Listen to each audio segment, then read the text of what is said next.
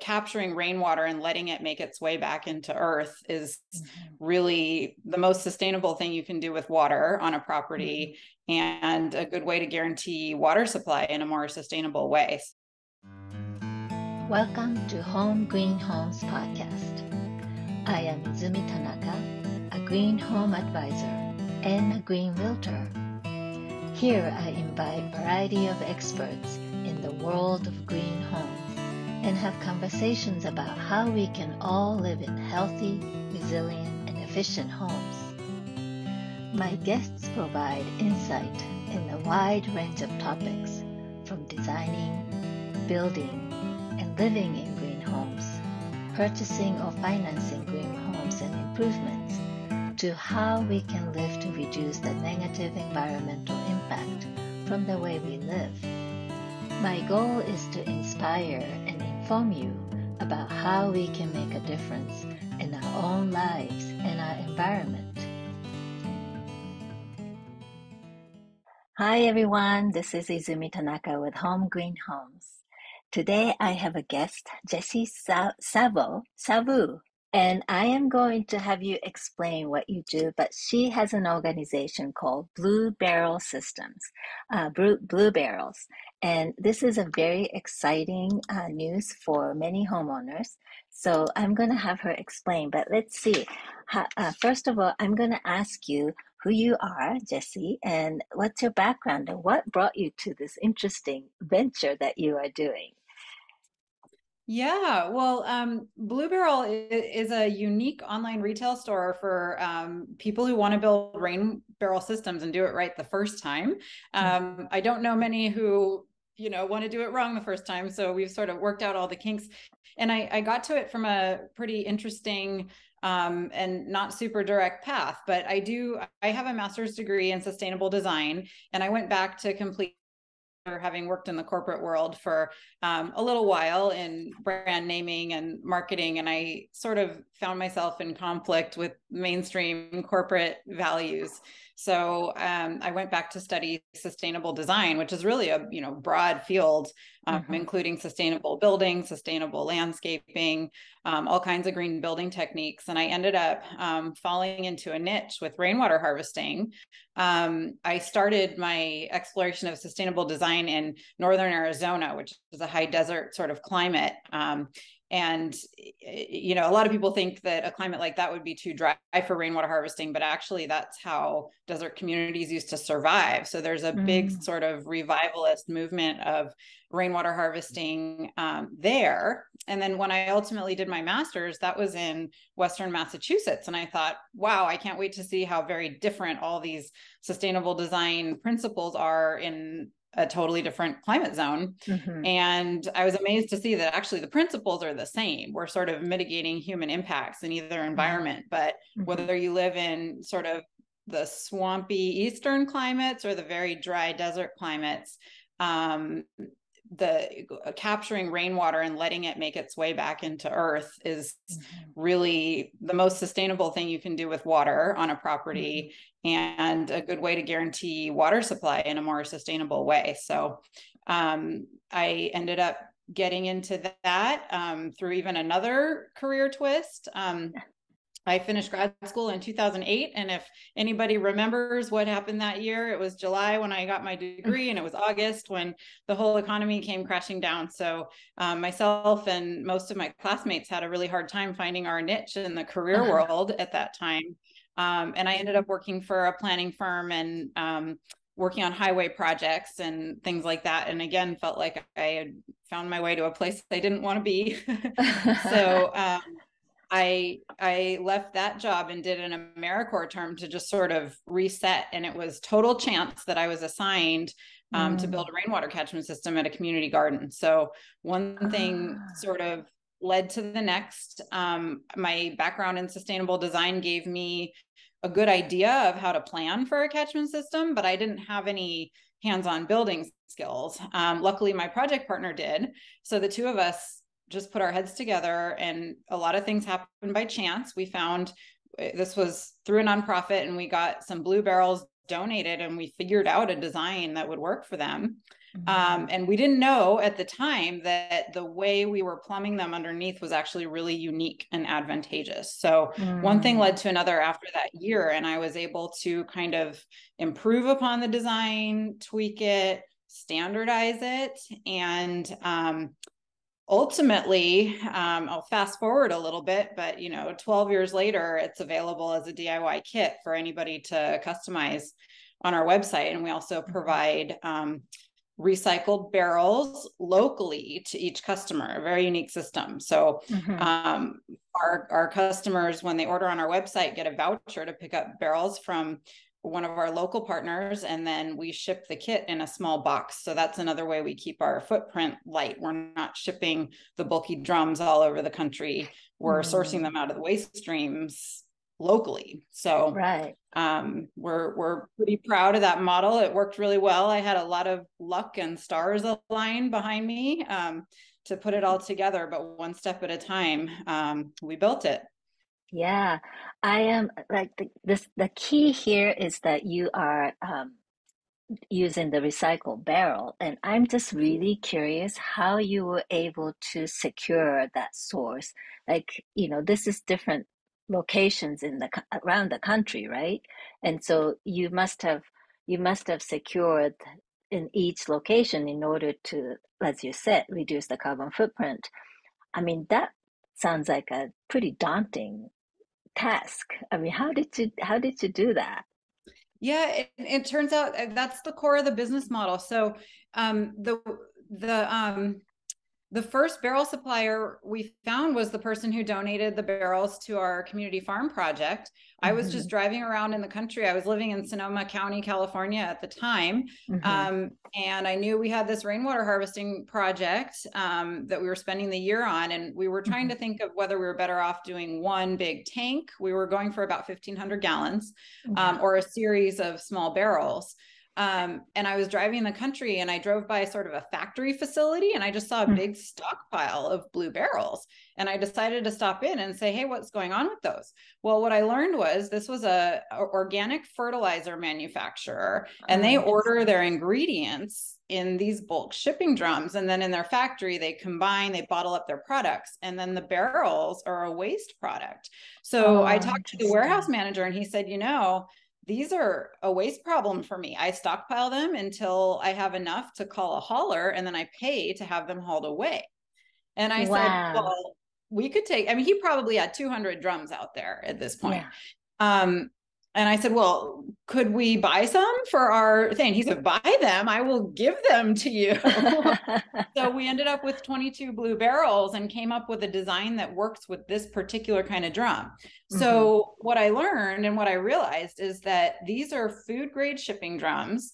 They are industry standard. And even though our first barrel supplier partner was a fertilizer manufacturer, they're actually industry standard for food shipping. So any place there's food manufacturing, pretend you're a salsa company, you're going to order your vinegar, your oil, your tomato sauce. You're going to order all those ingredients in the food grade drums, and then you're going to empty the drums, and then you're going to have to figure out what to do with those. So luckily, where I was living, Sonoma County, there's a fair amount of local food production. So I was able to find a couple other sources. And the business really grew. It was one step at a time. I didn't sit down and say, I'm going to start a business around this. In fact, that very idea really terrified me. And after all this education I had gotten, the one thing I felt like I suddenly needed was a business degree, and I didn't have that. So I sort of took a different tack, because all my sort of driving towards my goals and wanting to get into sustainability had sort of brought me to career dead ends twice. And I thought, you know what, if this idea has wings, I need to let it drive me instead of the opposite. Right. So I couldn't go back and tell you exactly what happened and what order, but we started small. And by the time, it was 2010, 2011, when I did the AmeriCorps year. And then by the end of that year, I started just sort of experimenting. If I want to bring this to market, what do I need to do? And by 2014, we launched the website. And when we first launched, I think we had 6 barrel suppliers, most of them in near where I lived, and then one in Minnesota and one in Alabama. so we were able to serve people in sort of a tight radius around those areas, but we focused on growing the barrel supplier network. So I just focused on food producers, and we would approach them and say, look, this is a waste stream for you. And we can recycle these barrels sustainably, and we'll actually pay you for the barrels. So we came up with a voucher system where our participating barrel suppliers are food producers. They get a free listing on our website. They pay us nothing. And then as we sell the barrels, that voucher is their purchase order, and we pay them for the drums. Wow. Yeah. And over time, we learned, we have other kinds of barrel supplier partners. There are lots of individuals who have a source for these that sell them out of their garages. There are barrel conditioning facilities, bigger companies where they actually run their own routes, pick up the barrels, and then condition them and resell them. So we partner with them. So by now, I think we have maybe 80 barrel suppliers or so. And my goal would be to have one every 50 miles across the entire USA. Wow. There's certainly patterns. We have more barrel suppliers in some areas, and we do have a few dead zones where we have a harder time finding barrels. But there's a real supply and demand element. So if anybody out here is interested, what you need to know is some of our barrel suppliers produce maybe 2 a month. And so we post them as they have them and they sell, and we can't control that. So what happens at this time of year in California is high demand because we're anticipating a rainy season in the West. Other parts of the country are more balanced because they get rains throughout the year.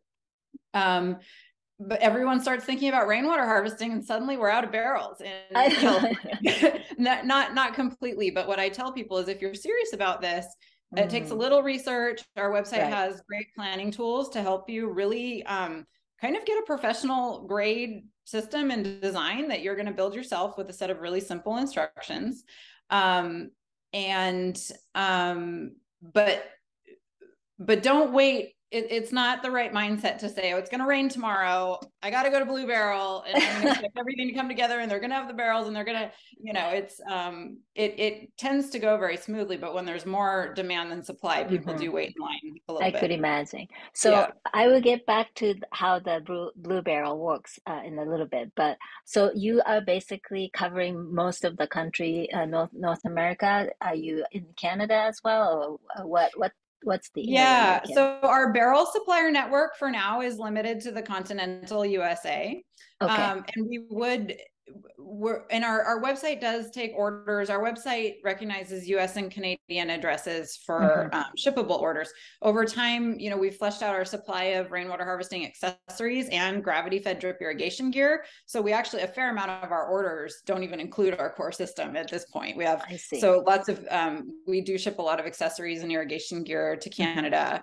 And we can ship anywhere in the world. We just do manual orders. Our website can't calculate shipping for every location, but we do ship everywhere. Okay, so now let's get back to California, or at least the western side of the country. But definitely, I'm in California too, so are you, and we're definitely in severe drought, and we do get occasional rain, right? But so as you mentioned in the beginning, I mean, how much water can you capture with this limited amount of rain that we have? And what does it take to fill those barrels? Can you talk about that a little bit? Absolutely. It's such a good question. And I think this is kind of the aha moment for a lot of people who live in these drought-prone areas. So here, I'll use some round numbers to help people be able to remember. But if 1,000 square foot rooftop is going to generate 600 gallons of high quality irrigation water, the highest quality irrigation water, for every single inch of rain that falls upon it. So let me help put that in perspective. 600 gallons will fill 11 55-gallon rain barrels. So a lot of Californians think, gosh, how efficacious is this solution in our climate? I'll buy a rain barrel. It'll take forever to fill. It's not going to last me very long.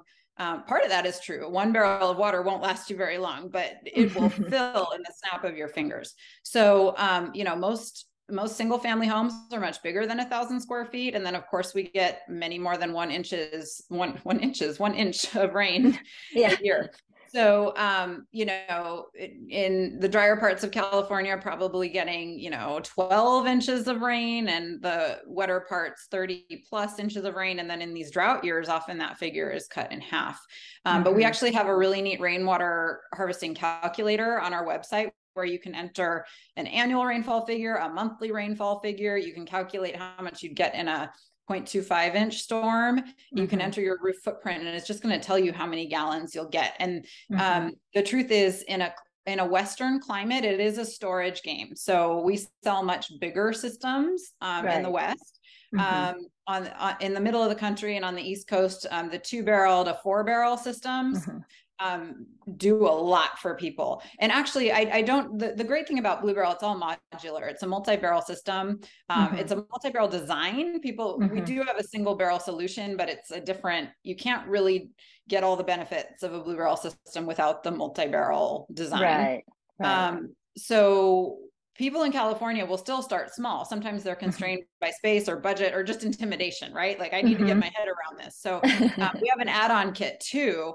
So people will put in a 2 or 3-barrel system, and then they'll come back, you know, the next season, they'll say, well, that filled so fast and it was so great having that water that I'm going to now add on to it. And it's a real comfort level thing, I think, and I encourage that, because I think I said in the beginning, you know, I had the background to have my head around how to design a system, but I'm not a builder.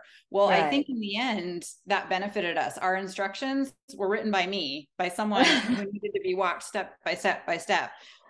So we get the feedback consistently. Our instructions are photo illustrated, full color, with, you know, a video and a printed version. So for anyone who's out there thinking, well, I'm not that much of a DIYer. I think we're there for that person. I mean, anyone from that real kind of beginner level up to, we have very handy builders too, who then send us pictures. And I'm like, wow, it's amazing to see what our customers can actually do with this basic design. So your system offers not just the barrel that's recycled, right? And then it comes with all the little accessories that makes the rain barrel work. Correct? Yeah, it comes with all the parts so you need the key to the kingdom is what's called a downspout diverter. So it comes with a really specialty set of parts that's actually going to draw the water from an existing downspout. And it's very easy to install. And then it comes with all the parts to build our underplumbing, which is actually what sets us apart on the market.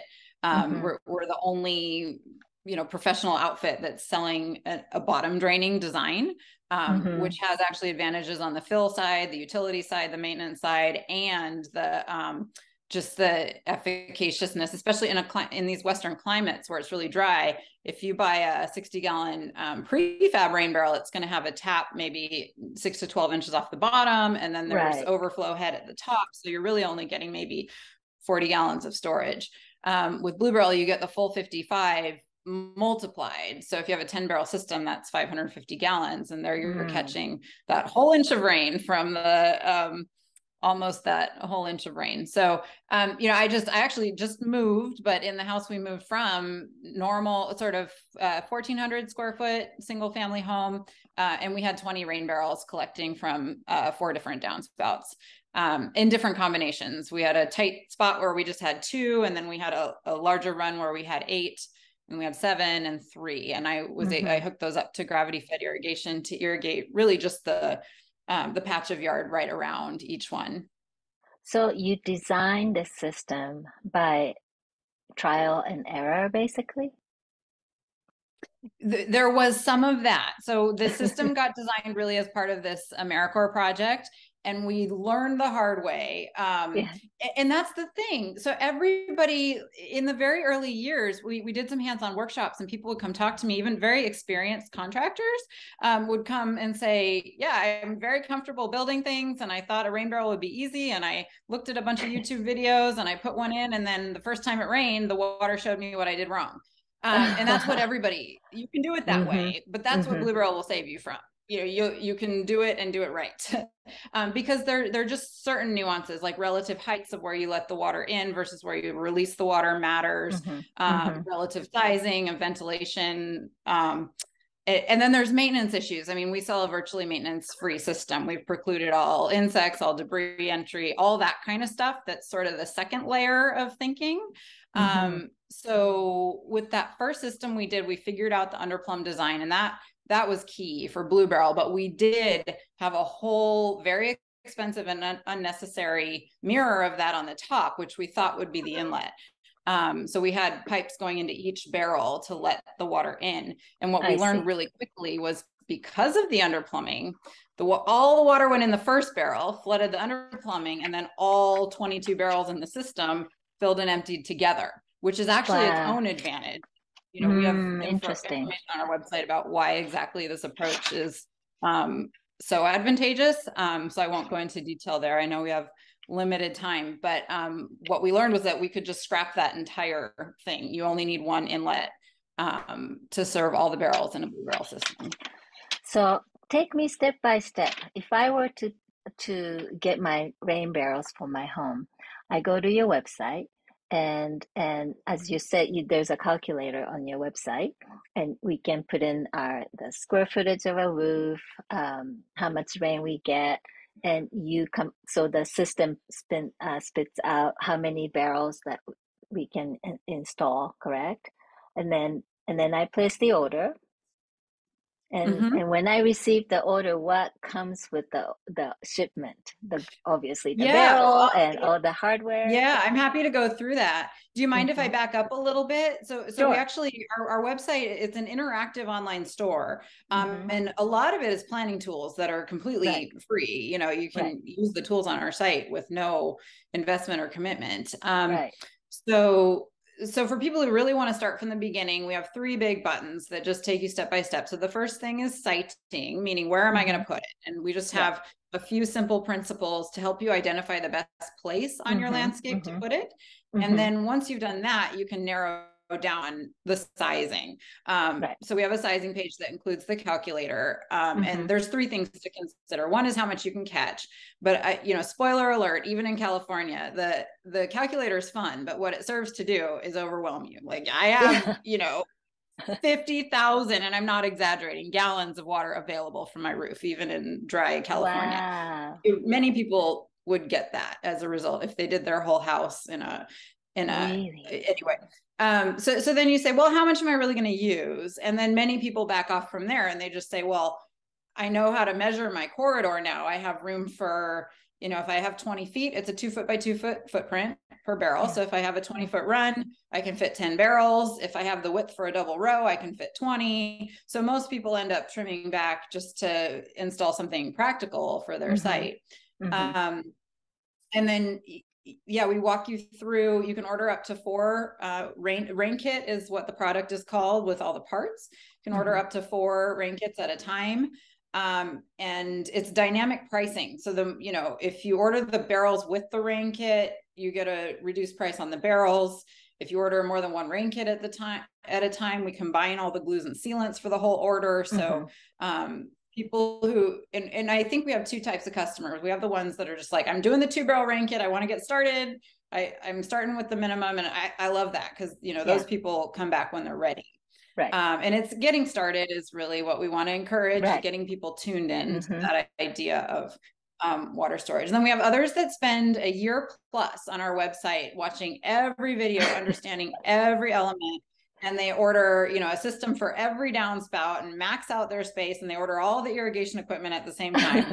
And then we have everybody in between. Right. So it's sort of like, use it to your pleasure. We're Hmm. there. We have very human customer support. I have 2 customer service reps who are wonderful and can answer questions for people going through. Although what's amazing to me still is that 80% of our customers, I'd say, we never hear from, and while I love hearing from customers, it's good news. It means they're able to navigate the step-by-step on our website and completely do it themselves. Wow, that's a So good news, right? Not hearing from your customer, yeah, whether to yeah. question or complain, that's a great news. Your system Right. must be really Right.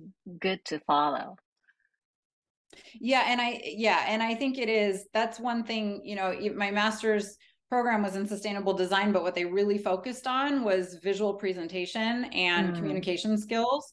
So of course, there's the rainwater catchment systems design, but I actually really credit that experience for helping me know how mm, to design a mm-hmm, flow to walk mm-hmm, people through this. mm. It's in some ways it's a simple concept, but there's the big concept of rainwater harvesting is simple, but Right, the nuances of how to then get a system that's customized to your site and it's just going to work right. um, are bigger than that. So Mm-hmm, I think we've really done a good job of breaking it down with visual mm-hmm, aids and step mm-hmm. by step that people can click through and just get their head Right. all the way around it. Right, right, right. Now, so when and a customer like you mentioned that like the first example, like somebody who just want to get started and order 2 barrels and you install the barrels and it's easy, still easy if somebody if you only start with two, you can add on later on easily, right? Yeah, we have an add-on kit. So yeah, I guess I didn't finish answering your question. When Mm-hmm, someone's actually ready to order, they end up in our online store, and we have we have 4 landing buttons to help mm-hmm. direct them to the right place. So they can Right. order the rain kit with barrels, which is Mm-hmm, the full solution. They mm-hmm, can order the rain kit without barrels mm-hmm. because a lot of people manage to find these barrels on their own. They really are Oh, everywhere. interesting. So that actually helps us in areas where our barrel supply isn't very good.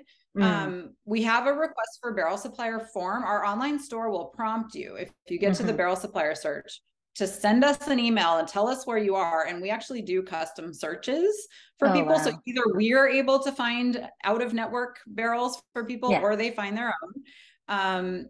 And then we have the add-on kit, which is a separate button. So once you go into our online store, you tell us how many rain kits you want. You tell us what size downspout you have so that we can Mm-hmm, include the right size diverter with your kit. mm-hmm, mm-hmm. And then you enter your zip code for our barrel search. And depending where you are, some people are, and we let you search up to a 200-mile radius. 200 is, Mm. it's a long way to go for barrels, but some people are doing that. And we get, so you might get 10 results, you might get 0. And if we have no barrels, you will at that point, you'll get a little pop-up that says, please tell us where you are and we'll find you some barrels.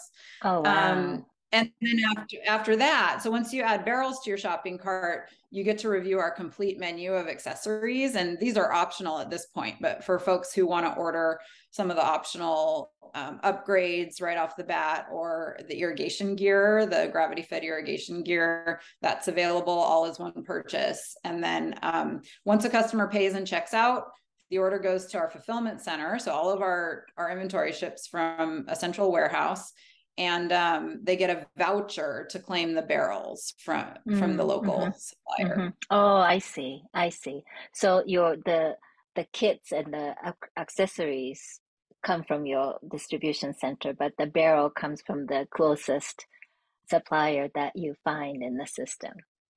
That's correct. Yeah. That's great. I mean, it's if you think about the impact that you have created here, because all these barrels were destined to be in landfill, basically, before you Yeah, came out in with the this, so right? yeah, we're green. It's funny. It was almost a tricky communication point in the beginning because the Mm-hmm, reasons that we're green are the same reasons that we're so affordable. So, I mean, it is expensive to ship barrels across the mm-hmm, country. It is expensive to store them in a hardware store. They take a lot of hardware space. Sorry, hardware. They take a lot of floor space.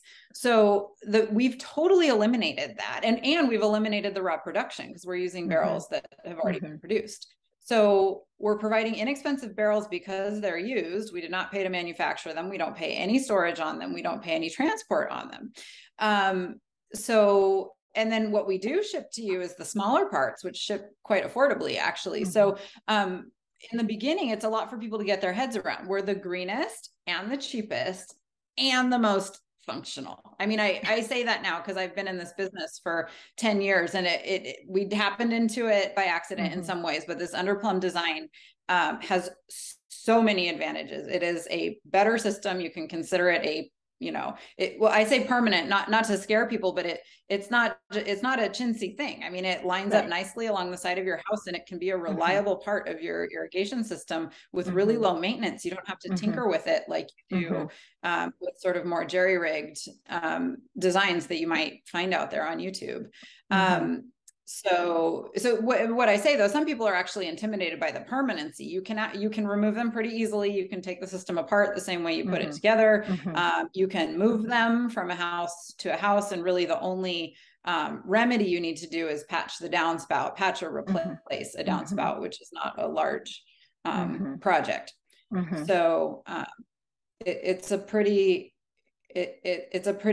good way to go, but it's a lot in the beginning when I sort of had my head around trying to draft a business plan. It's like, how do you explain to someone that the most affordable system on the market is the best one? Because usually people are in the mindset. Yeah. So can you give me some good example or sample case study of a successful story, and especially like in California or Arizona, probably, on the west side of this country. I mean, this water issue is very severe. It's getting more and more serious. And we have some communities where I live where the water level is so low that the people are not able to drink water from the faucet, or they're not allowed to drink. So I think this could be a major